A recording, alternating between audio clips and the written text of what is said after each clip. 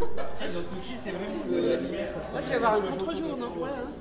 Les contre-jours, là, c'est pas facile. C'est mieux, là? Avec la plante. Voilà. Le pot de fleurs un peu.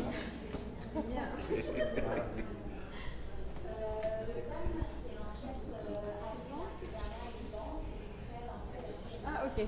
Hirimana, quelle est la particularité de ce village du Tiuré? C'est une alternative au Heivarimai? C'est une autre façon effectivement de présenter les produits issus de l'artisanat traditionnel. On n'a pas voulu regrouper un grand nombre d'artisans. De toute façon, on avait un problème de site. Donc l'idée c'était d'organiser une manifestation, un village donc, avec les artisans qui sont ici présents sur Tahiti, puisque nous n'allons pas faire venir les artisans des îles pour cette manifestation. Donc nous aurons 32 artisans qui seront présents sur Te Whare Tahuiti Nui, et ça se fera en parallèle donc du Heiva des écoles de danse. On tient à saluer d'ailleurs le partenariat qui a été créé dès le début, à la fois sur la conception du projet, mais aussi sur sa réalisation entre Te Whare Tahuiti Nui et le service de l'artisanat, pour que cette synergie puisse donner naissance donc à ce projet qui va être en journée de proposer des produits de l'artisanat traditionnel, de proposer des animations, et en soirée donc le public pourra découvrir aussi le spectacle des écoles de danse. Et tout a été mis en place pour que tous les bénéfices reviennent aux artisans? Alors là, en ce qui concerne les charges de l'organisation, tout sera pris en charge à la fois par le service de l'artisanat, la maison de la culture. Quand je parlais de partenariat, ça va jusque dans la prise en charge de l'organisation, de manière à ce que les artisans n'aient pas de loyer à payer pour les stands. Donc on va leur offrir les stands pendant toute la durée de ce village, afin de les soutenir dans la relance de leur activité, parce que ce sera je crois que c'est la troisième manifestation quatrième organisation que l'on organise, après celle de la fête des mères, de la fête des pères, du salon qui a eu lieu à l'Assemblée. Et donc là, ce sera la quatrième manifestation, mais s'agissant d'un établissement public, nous pouvons mettre en place un accompagnement beaucoup plus facilement que si c'était sur des espaces qu'il fallait payer, louer. Voilà. Donc toute la partie installation est prise en charge par Te Whare Tahuiti Nui, et la partie des dépenses fixes comme l'électricité, etc., sera prise en charge par le service de l'artisanat au travers des subventions versées par le pays.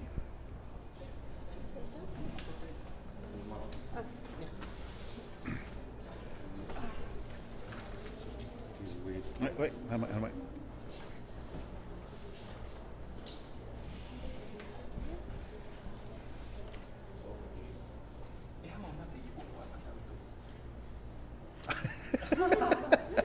E, te opuara o i te peho rimai no te tiurei, te opuara e whaatu ati te parau no te tatato heiva no te wharehapira, no te mo wharehapira ori, te teia mo whaiti te rai te or ato mo no te whea rimai. O te tātou whiwhi atoa te whea rimai rito i tā rātou mo tapihi or a, tā rātou mo hupa.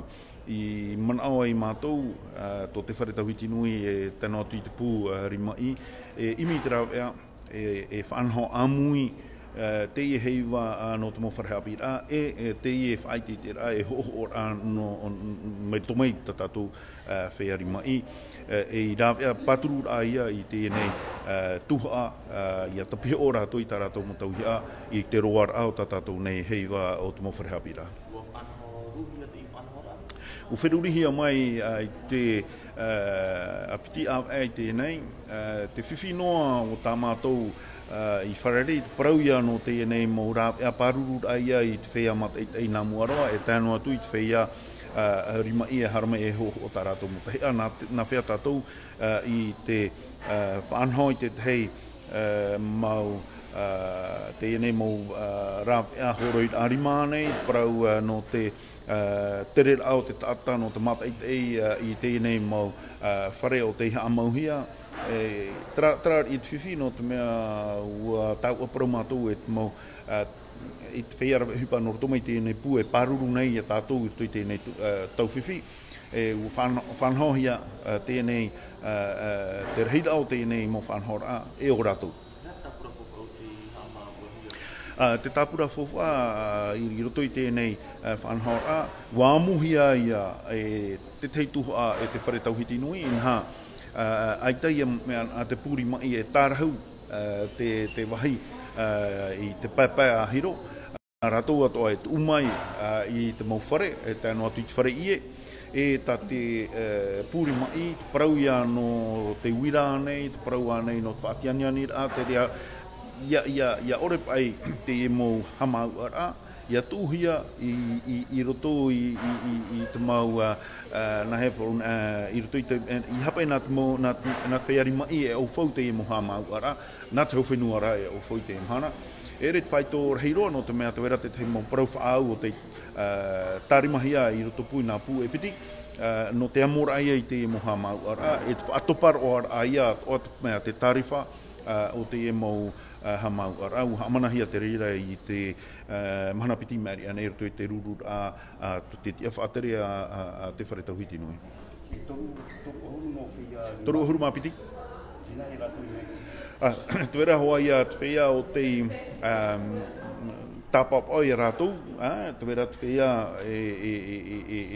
ananata e tauhia tā rātou, no te haramai te wera te tei tuha, ai te tā rātou e tauhia, no te mea ai tā rātou I hammani tā rātou mo tauhia, ai tā rātou I nei roa. Tenei rā, te hi o toara mātou, te hupai tupuna, no te mea te mahara te ie o te whanhora no te rima I o te whaatupuhia, te wera te tei whanhora o te rawahia no o te oroa te mōmama, te oroa no te mōpapa, e tāno tu te tei o te tupu anei, o te ioti anei apiti hepetoma I te whare apor arhei. Ui te o mātou, te wera te tei, ai te tarātou e tauhia no te mea tarātou I rahu mai o I rawe mai, I hamani mai I tarātou mo tauhia. Te wera rā e tauhia tarātou, tāmatou I te tau nā muaroa, ia nen he rātou e whanau I te o I tarātou mo tauhia. O tatu hahia te mo te wera te tei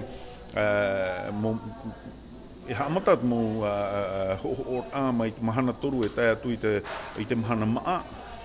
Me tau I whahiti o nei, ua whaatu ati hia hei te tārena atoa o te heiwa o te mo wharehapira. No rira I whanahohi ai mai te rira. Te piti, ai te tohoa tā mātou mo whare I reiroa, te ura ho he petoma, te wera te teituha o te whaiari mai nā rātou e ho'o, te teituha nā rātou ia e rawe mai I te moha apipira.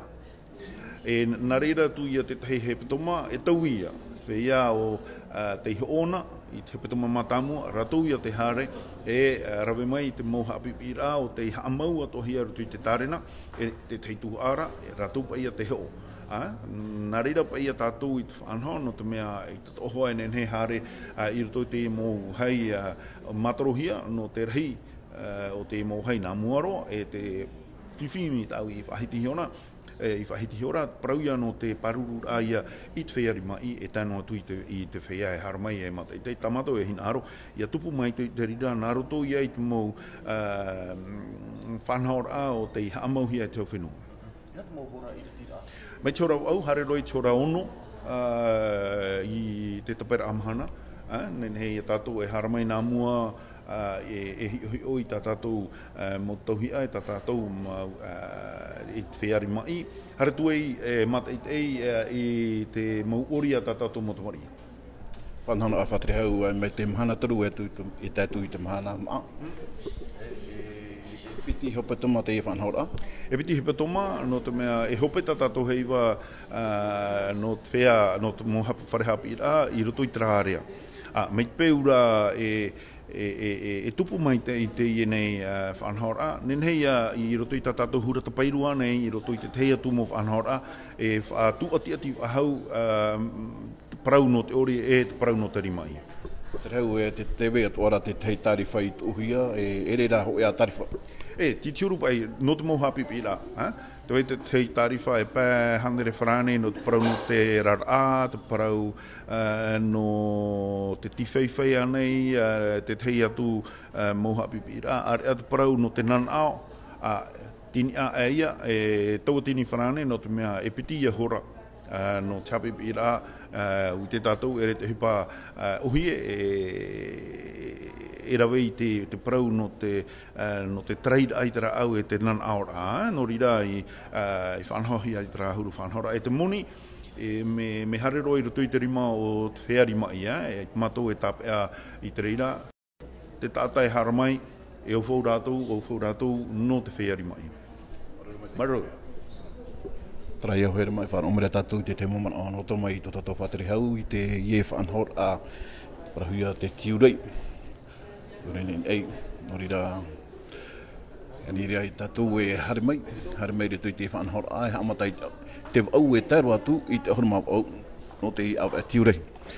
Trai au, oere mai te iro tātou i te tātou arau te mana.